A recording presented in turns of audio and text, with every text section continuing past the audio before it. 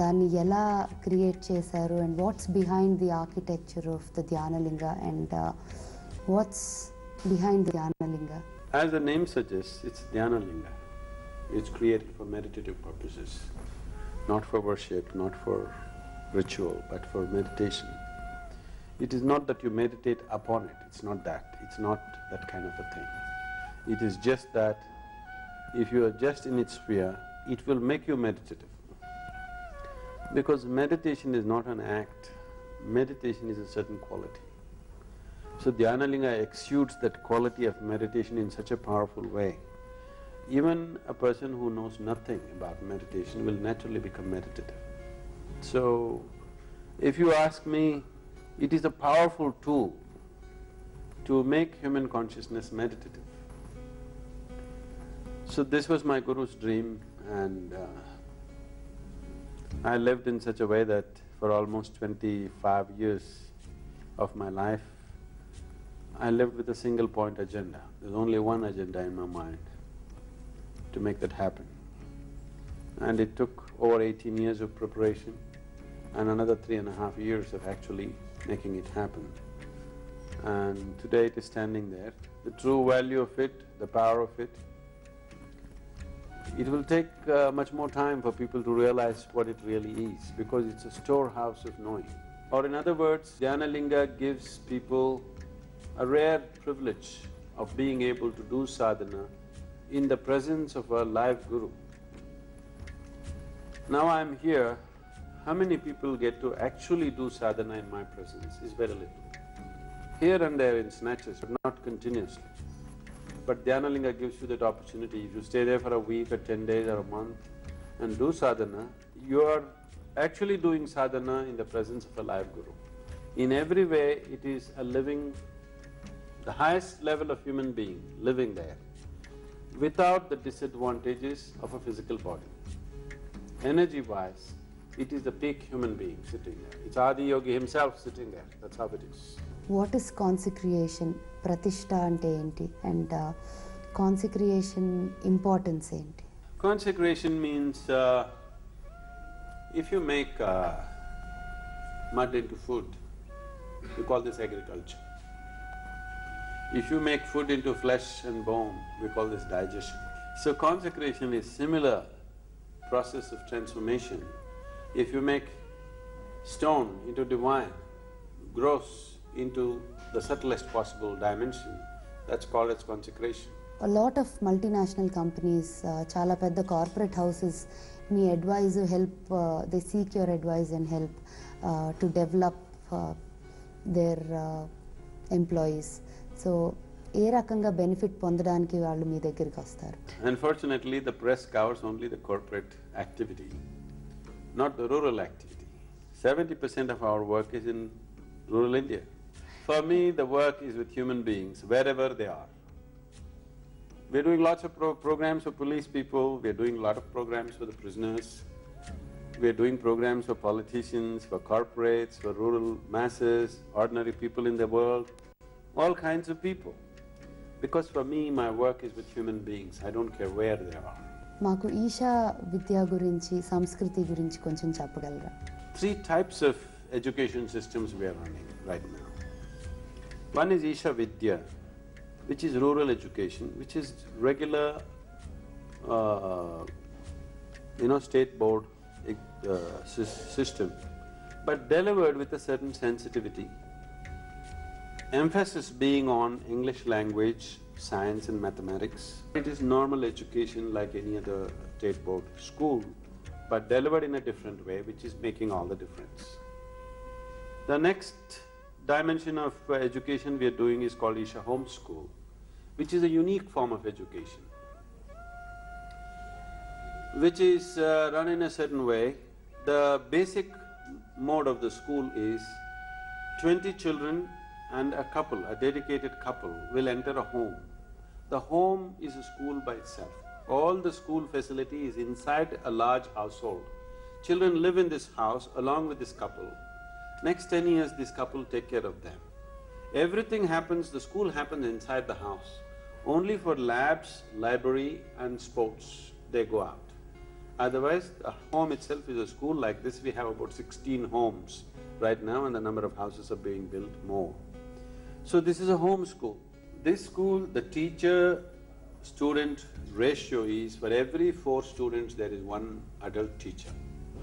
It's a very expensive way of running the school. Children are exposed to a variety of things. Their range of activities is so absolutely fantastic. The another thing is the Isha Samskriti. This is not formal education, this comes in a different way. Children come at 6 and leave at 18 with us. They don't go through normal classes and things like that. They have only 6 subjects.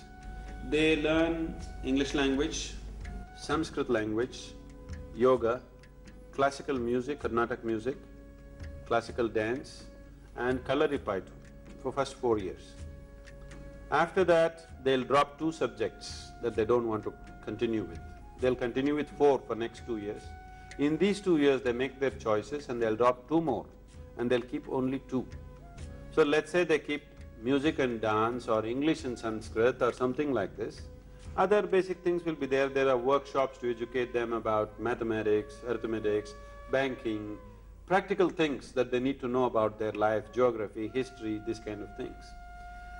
When they come to 16 or 17 years of age, they will take open school examinations to pass their 10th standard, which we train them to do.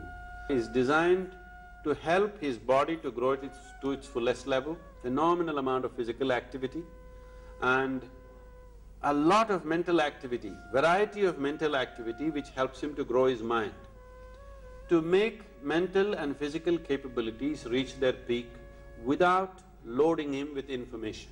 This is the idea of this education. జగి Vasudev అని ఒక normal మనిషి మా అందరిలాగా ఒకరిని సద్గురువుగా convert చేసింది ఏంటి and అది జరిగింది ఎలా? This is the only thing I did. I grew up completely unidentified with everything around me, not influenced by anything. My greatest achievement is I remained uneducated, consciously uneducated. One afternoon, I just happened to go and sit on top of Chamundi Hill. I'm in a different kind of thing, there's no question of spiritual process in me. That afternoon I went and sat there, my eyes were still open. Till that moment I always believed this is me and this is somebody else. I have no issue with this somebody, but this is me, that is somebody else. But suddenly I did not know which is me, which is not me. What was me was just all over the place. The very air that I breathe, the atmosphere around me, the rock on which I'm sitting, everything had become me. I thought this madness lasted for about 5–10 minutes, but when I came back to my normal awareness, about 4.5 hours had passed. For the first time in my adult life, tears were coming in my eyes. Me and tears were just impossible. I lived like this. And this full 4.5 hours, tears have been flowing, my shirt is wet. I've always been peaceful and happy, that is not an issue because as a young person I'm doing well, I'm very successful with what I'm doing. I'm doing whatever I want to do, so being peaceful and happy was not the issue. But here every cell in my body was bursting with a different kind of ecstasy and blissfulness for which I had no words. So when I came back to my normal consciousness, I went and sat there at 3. It was 7:30 in the evening. But in my experience, I thought it's only 10 minutes. So when I really shook my head wanting to find a logical explanation to what's happening, the only thing that my mind could tell me was maybe I'm losing my balance, you know. But it was so beautiful, I didn't want to lose it for a moment. This started repeating itself, I just sit in one place, I think it's 2 minutes, 7–8 hours have just gone by. So once it so happened, I sat in a place, I thought it is just about 25–30 minutes, but 13 days had gone by. By then, a few people had gathered around me and people asking me where to dig their borewell. You know, people are falling at my feet, putting garlands around me. Somebody wants to know about his business, somebody wants to know when his daughter will get married. All the nonsense I hated was beginning to happen around me. So I decided to move out of the place and travel for some time, try to find some kind of semblance within myself. What was happening within me, I can never ever articulate. But even my physical body changed so dramatically that people around me could notice the shape of my eyes change, my voice changed, my gait changed just automatically, just like that. There's a whole realignment in my system within about 6 to 8 weeks, and a flood of memory entered me. This is not something that people can easily believe, but lifetimes of memory just poured into me in such a way that it was an overwhelming experience. I couldn't deal with it, being in normal atmospheres, being among my family, being with friends and business, I couldn't handle it. So I moved away for some time, I just traveled by myself, just to come to some kind of order within myself, because the volume of memory that came to me was so big. Suddenly, in about 8 weeks' time or 10 weeks' time, that old person just vanished completely. A new scheme of memory, new level of awareness, new dimension of experience. It was almost like, I disappeared and somebody else happened. It was like that. So since then, what has happened in the last 30 years is indescribable within myself. Even what's happened around me is too fairy tale-ish for people to believe. Only those people who witnessed it will believe it. For others, it's too fairy tale-ish that's why I never talk about it, because it is so illogical, it is so magical what's happening around me. Only people who are witness to it will believe it, and only they should believe it, others should not believe it. Me advanced courses experience చేసిన చాలా మంది. A lot of people have told me that you're none other than a reincarnation of Lord Shiva. Who are you? Who is not an incarnation of Shiva? Everybody is, because what you call as Shiva is a boundless possibility. I'm doing all the time. That's all. How important, Sadhguru, is matching horoscope of two people before they get married? Horoscope anedi meer nammutara? Why I call it horoscope is, if it can be written on paper how you are going to live, you are a horror. That means you have no possibility in you. You will only live by a chart that is being written by somebody else. This is a horrible way to live. So this is a horoscope. Human consciousness is such, if you give it a piece of bread, if you give it a morsel of rice, if you eat it, if you eat a banana, it becomes human body, isn't it? So there is something within you which is the very source of creation. There is an intelligence and a competence here which is the very basis of creation. When such an intelligence and competence exists within you, not in your thought, I am saying in the very making of every cell in this body, a competence and intelligence which is the basis of creation is here. When it is here, your future being written down on a paper, on some astronomical calculation is a disgrace. If you allow yourself to be influenced, just even anything can influence you, I'm telling you. But if you choose to get in touch with this inner dimension, you can influence everything in the existence. So if you're on a spiritual path, when you say, I'm on a spiritual path, that's exactly what you're saying. You are saying, I'm taking my destiny into my hands. So I'm talking about an inner science, another dimension of science with which you can become a master of your own destiny, not a slave of destiny. Sadhguru, what are your future plans for Isha Yoga? I have no plans of my own. I am only seeing what needs to be done. So in that context, in this country what is needed is definitely a spiritual regeneration is needed. When I say spiritual, I am not talking about going to the temple, mosque or church, not looking up or looking down, looking inward, exploring human possibility in its ultimate scope.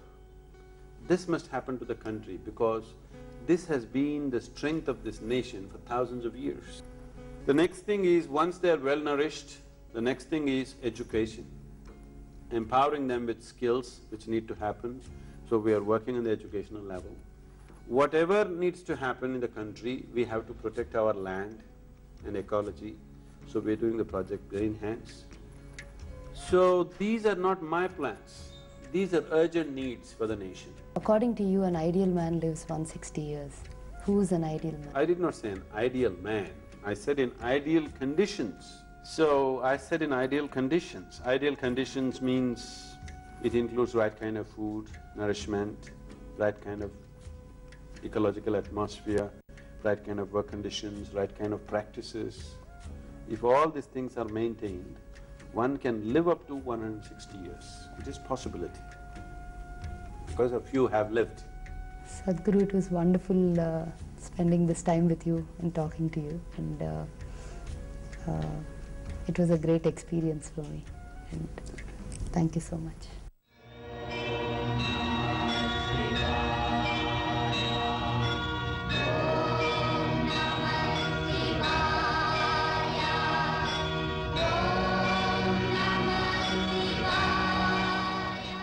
నమస్కారం. సర్వవ్యాప్తి అయిన శివుడికి ఆకారం ఉండదు.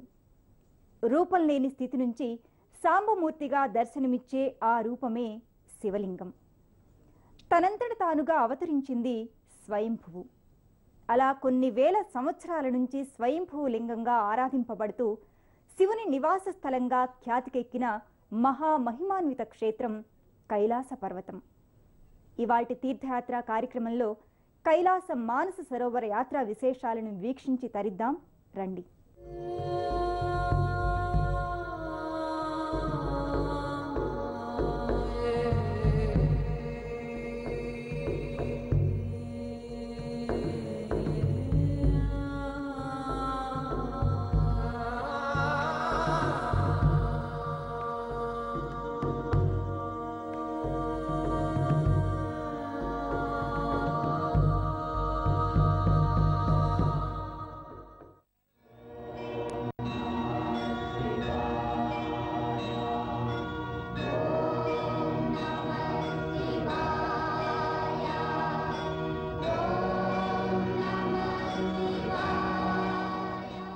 కైలాసగిరి, మానస సరోవరం లాంటి మహిమాన్విత క్షేత్రాలు ఎవరో నిర్మించినవి కావు.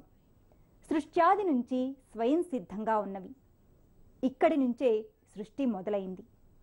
సకల సృష్టికి, సమస్త ప్రపంచానికి మూల కేంద్రం కైలాసం. కాఠ్మండూ నుంచి పరిక్రమ ప్రారంభించి కైలాసగిరిని చుట్టి తిరిగి కాఠ్మండూ చేరగలగడం బొందితో కైలాసాన్ని వెళ్లి రావడంగా భక్తులు భావిస్తారు.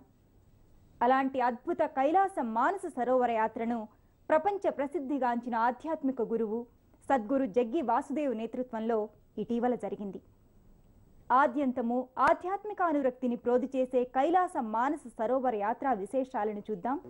నాగేంద్రహారాయ త్రిలోచనాయ భస్మాంగరాగాయ మహేశ్వరాయ నిత్యాయ శుద్ధాయ దిగంబరాయ తస్మై నకరాయ నమ శివాయ. ఈ సృష్టి అంతా శివమయం, సమస్తం ఆయన సృష్టించిందే. సృష్టికి పూర్వం అంతా జలమయం.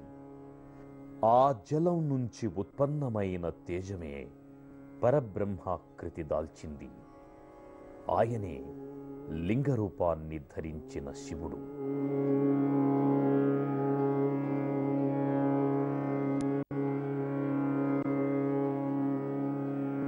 గురు అనుగ్రహంతో చెరించి శారీరక మానసిక ప్రతిష్టతో ధ్యానపూర్వకంగా బిందు సరోవరం మీదుగా స్వయంభువు కైలాసాన్ని చేరుకోవడమే కైలాస మానస సరోవర యాత్ర. ఆది దంపతుల నివాస క్షేత్రంగా, పరమ పవిత్రంగా భావింపబడే కైలాస పర్వతం టిబెట్లో ఉంది. సాక్షాత్తు శివమహాదేవుడు కొలువైన కైలాస పర్వత సందర్శన భాగ్యాన్ని తమ భక్తులకు కూడా కల్పించాలన్న ఉద్దేశ్యంతో ప్రపంచ ప్రఖ్యాత ఆధ్యాత్మిక గురువు జగ్గి వాసుదేవు కల్పించిన యాత్రే పరమపుణ్య శైవధామమైన కైలాస యాత్ర. టిబెట్కు నైరుతిగా గల కైలాస పర్వతం హిందూ, బౌద్ధ, జైన, బోన్స్ మతస్థులందరికీ అత్యంత పుణ్యస్థలం. కైలాస పర్వతాన్ని ఒక్కసారి చుట్టి వస్తే సర్వ పాపాలు పోతాయని హిందువులు ప్రగాఢంగా నమ్ముతారు. కైలాసం మానస సరోవర యాత్రకు తొలి అడుగు ఖాట్మండు నుంచి మొదలవుతుంది. సముద్ర మట్టానికి 4500 అడుగుల ఎత్తులో ఉన్న ఖాట్మండు నుంచి యాత్రికుల మొదటి అడుగు పడుతుంది. అనంతరం కొడారి ప్రాంతంలోని నేపాల్, టిబెట్ సరిహద్దు ప్రాంతాన్ని దాటి అక్కడ నుండి టిబెట్లోకి ప్రవేశిస్తారు.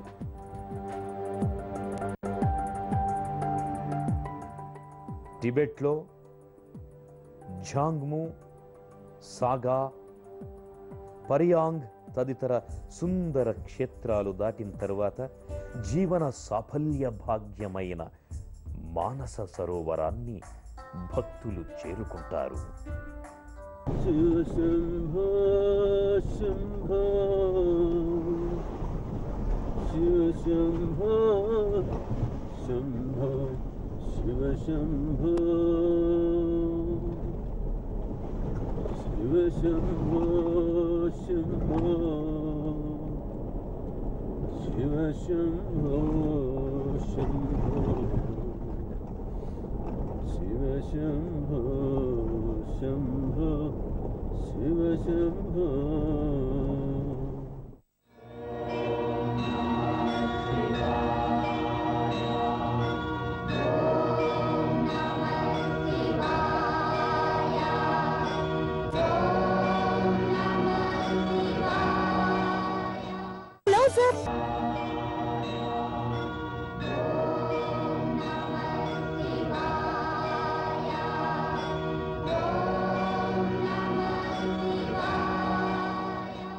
కైలాస మానస సరోవర యాత్రలో భక్తులు ముందుగా దర్శించుకునే అపూర్వ క్షేత్రం మానస సరోవరం.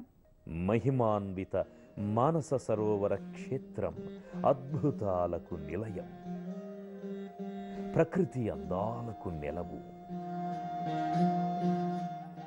దేవభూమిగా వినుతికెక్కిన ఈ దివ్యధామంలోకి అడుగుపెట్టిన భక్తులు అక్కడి ప్రకృతి అందాలకు మైమరచిపోతారు.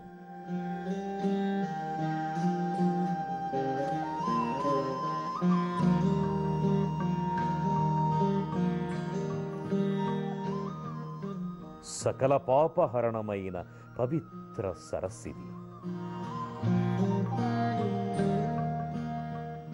సృష్ట్యాది నుండి ఉన్న ఈ సరస్సు రూపంలో పార్వతీదేవియే స్వయంగా ఉంది అంటారు. పార్వతీమాతయే మానస సరోవరం.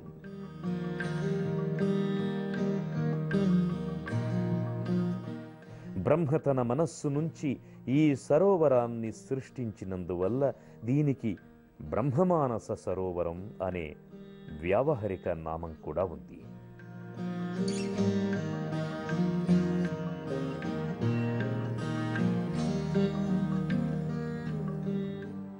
బ్రాహ్మీ ముహూర్తంలో ప్రతిరోజు తెల్లవారుజామున 3 నుంచి 4 గంటల వరకు దేవతలు నేటికి ఇందులో ప్రభాత స్నానాలు చేస్తారని హిందువుల విశ్వాసం.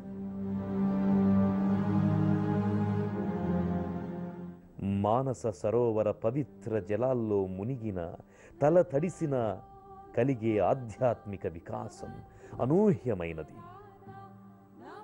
అత్యంత మహిమాన్వితమైన మానస సరోవర ప్రాంతానికి చేరుకోవడానికి, అక్కడి అందాలను తనివి తీరా ఆస్వాదించడానికి శివచింతనతో పాటు శారీరక, మానసిక దారుఢ్యం కూడా ఉండాలి. మానస సరోవరం తరువాత కైలాస పర్వతాన్ని చేరుకోవడానికి పర్వతాలను అధిరోహించి రావడం వల్ల అక్కడి వాతావరణ పరిస్థితులకు తట్టుకోలేని వారు మానస సరోవరం నుండే వెనుతిరుగుతారు. నా పేరు కృష్ణయ్య అండి. నేను ఒహాయోలో ఉంటాను, యుఎస్ఏలో. కైలాష్కి వెళ్ళాలని, మానస సరోవర్కి వెళ్ళాలని వచ్చాం. హెల్త్ ప్రాబ్లమ్స్ మూలన కైలాష్కి వెళ్ళలేకపోయాం, మానస సరోవర్లో ఆగిపోయాం. హెల్త్ ప్రాబ్లమ్స్ ఉన్నా కూడా ఇది స్టిల్ ఏ వండర్ఫుల్ ఎక్స్పీరియన్స్. నా పేరు జ్యోత్స్న అండి. ఇంతవరకన్నా రాగలిగాం మానస్ సరోవర్ వరకు, చాలా హ్యాపీగా అనిపించిందండి. అడుగడుగు ఊహించని వాతావరణ పరిస్థితులు, మంచు గాలులు, ఎగుడు దిగుడు పర్వతాల మీదుగా సాగిపోయే కైలాస మానస సరోవర యాత్రను భక్తులు ఓ సాహసయాత్రగా భావిస్తారు. మానస సరోవరాన్ని దర్శించుకున్న భక్తులు అనంతరం షేర్ షాంగ్ వైపు కదిలిపోతారు. షేర్ షాంగ్ ప్రాంతమంతా కొండ పర్వత ప్రాంతం. కళ్ళు చెదిరిపోయే ప్రకృతి అందాలు ఇక్కడ భక్తుల్ని మైమరపిస్తాయి.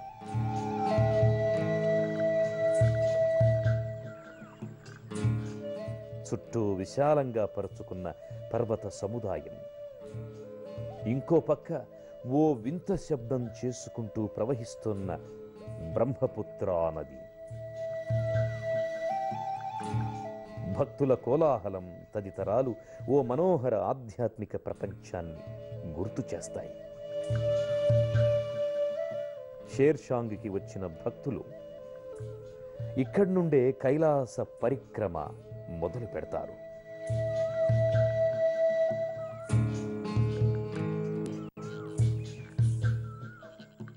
అందువల్ల పర్వతాలను అధిరోహించలేని వారు ఇక్కడ విధిగా గుర్రాల మీద ప్రయాణం చేస్తారు.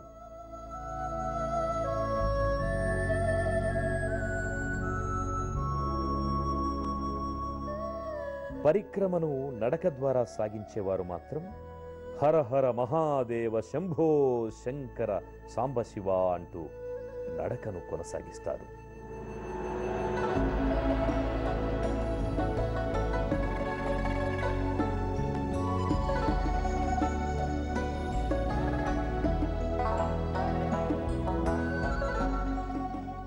ఓ అద్భుత మనోహర క్షేత్రం ఈ కైలాస క్షేత్రం.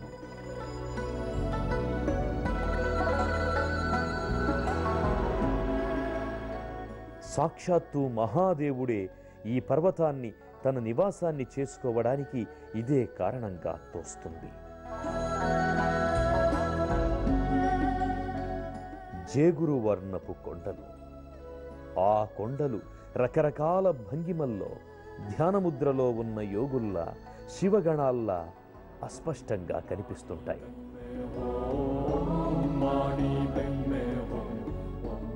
మరోపక్క పర్వతాలన్నీ శివలింగాకారంలో కానరావడం మహాదేవుని లీలా విశేషంగా స్పష్టంగా తెలుస్తోంది.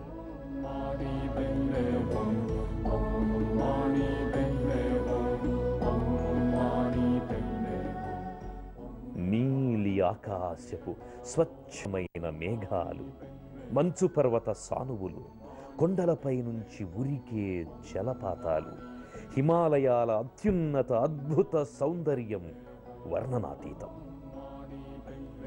ఎగుడు దిగుడు పర్వత ప్రాంతం. ఈ ప్రాంతంలో ఆక్సిజన్ శాతం తక్కువగా ఉండడం వల్ల నడకను సాగించడానికి చాలా కష్టపడాలి. కొన్నిసార్లు ఊపిరందని పరిస్థితి. ఆ కారణంగా కైలాసగిరిని సందర్శించే వారందరూ ఆక్సిజన్ సిలిండర్లని తమ వెంట తీసుకుని వెళతారు.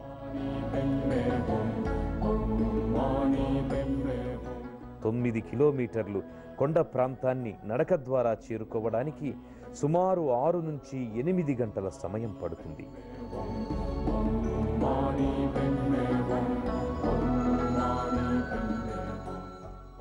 ఈ 8 గంటల ప్రయాణం తరువాత డేరాపుక్ ప్రాంతంలో భక్తులు సేదతీరుతారు.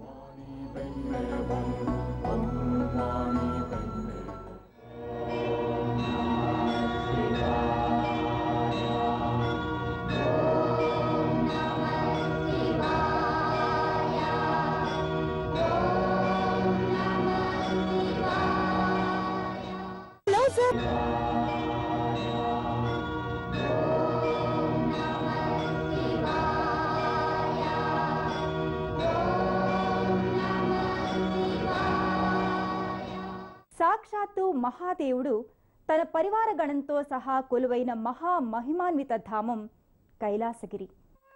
డేరాపుక్ ప్రాంతం నుంచి కైలాస పర్వత ఉత్తర దర్శనం అత్యంత సమీపంగా కానవస్తుంది. కైలాసగిరినే సుమేరు, సుషమ్న, హేమాద్రి, రత్నసాను, కార్మికాచల, అమరాద్రి, దేవపర్వత, ఘనపర్వత, రజతాద్రి, స్వయంభూ అని వ్యవహరిస్తారు. సకల సృష్టికి, సమస్త ప్రపంచానికి మూల కేంద్రం కైలాసం. డేరాపుక్ నుంచి బయలుదేరిన భక్తులు అనంతరం కైలాస పర్వతానికి ఇంకా సమీపంలోకి చేరుకోవడానికి మరో 2 కిలోమీటర్లు ఎగువ ప్రాంతానికి నడక సాగిస్తారు. అనంతరం సాక్షాత్తు పరమేశ్వరుడు తన నివాస స్థలంగా ఏర్పాటు చేసుకున్న కైలాస పర్వతాన్ని వీక్షించి శివధ్యాన ముద్రలో మునిగి తేలుతారు. శంభో శివశంభో అంటూ అద్వితీయమైన అలౌకికమైన ఆనందానికి గురవుతారు. కైలాసగిరికి రత్నసాను అనే పేరుంది.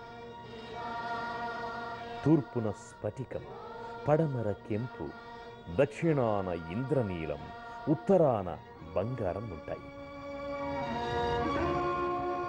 దీనిని అధిరోహించడానికి ఎవ్వరికీ సాధ్యం కాదు.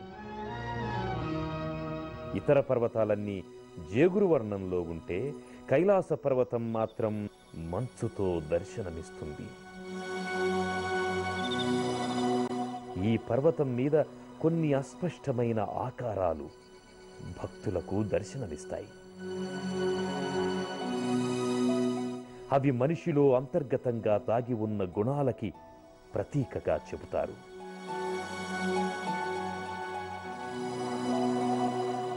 కైలాస పర్వత ప్రాంతానికి చేరుకున్న భక్తులు కైలాసగిరిని దర్శించి అపూర్వమైన ఆధ్యాత్మిక అనుభూతికి లోనవుతారు. ఆనందంతో పాటలు పాడుతూ భజనలు చేస్తూ నృత్యం చేస్తారు.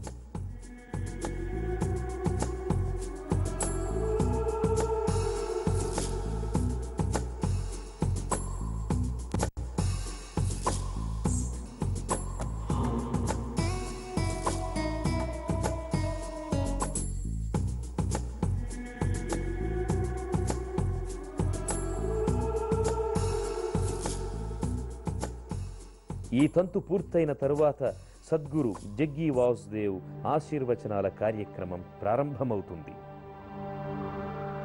కైలాస పర్వత ఆనందాన్ని స్వయంగా పొందడానికి ప్రతి భక్తునిలో శక్తిని ప్రసరింపచేస్తారు. భక్తులు ఈ క్రతువులో పాల్గొని అలౌకికమైన ఆనందానికి గురవుతారు. వారి ఆధ్యాత్మిక ఆనందానికి పరాకాష్ఠగా వారి కళ్ళు ఆనంద భాష్పాల్ని వర్షిస్తాయి. మరికొంతమంది బిగ్గరగా రోధిస్తారు.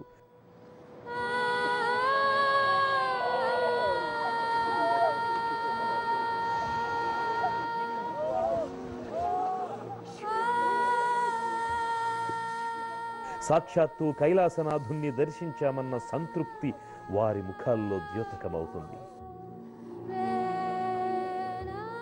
అలాంటి మహద్భాగ్యం పొందినందుకు మనసారా ఏడుస్తారు, నవ్వుతారు, ఆనందంతో ఊగిపోతారు. ఇదంతా శివ సంకల్ప బలంగా భావించి పునీతులవుతారు. వెరసి అదంతా శివలోకాన్ని, సాక్షాత్తు కైలాసాన్ని స్ఫురణకు తెస్తుంది.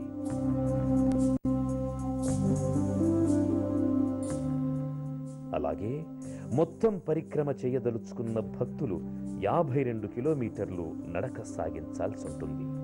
వారంతా ధీరాపుక్ నుంచి డోల్మా పాస్, అటు నుంచి జుతుల్పుక్ మీదుగా జోంగ్భూ నుంచి తిరిగి మానస సరోవరం వైపుకు తిరుగు ప్రయాణం చేస్తారు. కైలాసగిరికి వచ్చిన భక్తుల అనుభవాలు అపూర్వమైనవి. ఇక్కడికి వచ్చాక మన పుట్ట ప్రయాసాలన్నీ కూడా ఏ రకమైనటువంటి ఇబ్బందులు కూడా మనకి అంత కష్టం అనిపించవు. అందువల్ల ఏంటంటే ఇది జీవితంలో ఒక అద్భుతమైనటువంటి అవకాశం. ఇక్కడ మేము వచ్చాక అద్భుతమైన అనుభూతి పొందాము. Wonderful trip. இந்த ட்ரிப்புன்னு சொல்ல முடியாது, ఇది ஒரு ఆన్మీక పయనం. ఒక్కసారి ఎవరైనా ఈ కైలాష్ పర్వతం చూస్తే వాళ్ళకి అర్థమవుతుంది దాంట్లో ఏం శక్తి ఉన్నదో అని. ఎన్నో జన్మాల పుణ్యంతోనే మనకి ఇది ప్రాప్తమవుతుంది. It's a great experience. So beautiful that I feel very excited, very Delighted. Mount Kailash ఇక్కడి వరకు ట్రెక్కింగ్ అంటే విత్ మై స్పైన్ ప్రాబ్లం అసలు ఊహించలేను అన్నమాట. But he made it happen. Thanks Sadhguru. Place is so beautiful that if I was an alien like Shiva, I would have also come and settled here. I just simply couldn't control my tears. I think I had achieved a great thing in my life, and I don't know all of them will have the same blessings, but I had. Thanks to Sadhguru. माझी ही तिसरी खेप आहे कैलास परिक्रमा करायची. दोघांनी आम्ही हे चालून परिक्रमा केलेली आहे. मृत्यूदारपासून डेरापूरपर्यंत आम्ही चालून परिक्रमा केली. पहिल्यांदा आल्यामुळे पहिला तरी वाटलेलं मी अर्ध्यापर्यंत आल्यानंतर करू शकणार नाही. अर्धा असं डोळ्यात पाणी येत होतं की जाणार का नाही मी पुढे, आणि नंतर मग थोडा इथे पोचल्यानंतर एकदम मस्त वाटलं. నాకు అసలు మాటలు కూడా రావట్లేదు, అంత థ్రిల్లింగ్గా ఉందండి. ఇది ఎక్కడో ఏదో పూర్వజన్మలో కొంచెం చేసుకున్న పుణ్యం వల్ల ఇది నాకు దొరికిందని నేను అనుకుంటున్నాను. యాక్చువల్గా ఇలా ఫస్ట్ టైం రావటం ఇక్కడికి కైలాస పర్వతం చూస్తుంటే చాలా అద్భుతంగా ఉండిందండి experience. Coming to Kailash was my life's dream and I'm sure it would not have been possible without the Sadhguru's blessings. I generally don't fall short of words, but I don't have anything right now. I just see and I get lost. Thank you so much. First time మేము దిగింది శేషాంగ్లో. So అక్కడ like lot of people say శివుని మొహం కనబడుతుంది, కళ్ళు కనబడతాయి, అర్ధనారీశ్వర రూపం కనబడుతుంది అని.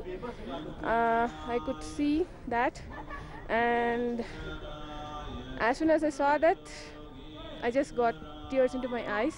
It's a wonderful feeling. Adiyogi ఆలయానికి కైలాసం అని పేరు ఉన్నది. ఎక్కడెక్కడ ఆయన వచ్చి ఉన్నాడో ఆ చోట్లకంతా మనము కైలాస్ అని చెప్పే ఒక సంప్రదాయం. ఇది ఒక మతానికి చేరిన చోట కాదు, ఆధ్యాత్మిక సాధనలో ఉండే మనుషులందరూ ఇక్కడ వచ్చేకి ఒక స్ఫూర్తి ఉంది. ఇక్కడ కైలాస్కి వచ్చేవాళ్ళు హిందూ ధర్మానికి చేరిన వాళ్ళని లేదు. ఎందుకంటే ఇక్కడ ఒకటి ఆదియోగి ఆలయం ఇది. ఇంత బౌద్ధ సంప్రదాయంలో ముఖ్యమైన 3 బౌద్ధ గురువులు ఇక్కడ కలిసిపోయినారు. జైన మతంలో మొదలు తీర్థంకర్ రిషభ్ మహర్షి కూడా ఇక్కడ కైలాసలో కలిగిపోయినారు. వాళ్ళకి తెలిసిన జ్ఞానం అంతా ఇక్కడ ఒక శక్తి రూపంలో పెట్టినారు. కైలాస మానస సరోవర సందర్శనం పూర్వజన్మల పుణ్య ఫలం. అలాంటి పుణ్య ఫలాలు కొంతమందికి మాత్రమే దక్కుతాయి. సర్వే జన సుఖినో భవంతు. సృష్టి ఆది, సృష్టి అంతం, సృష్టి స్థితి మూలాధార నాడి అయిన కైలాసగిరి మానస సరోవర సందర్శనం అంతర్వాణి సద్గురు కృపా కటాక్షమే. ఆ ఈశ్వర కృప ఆజన్మాంతం అందరికీ లభించాలని మనసారా ఆకాంక్షిస్తూ నమస్కారం.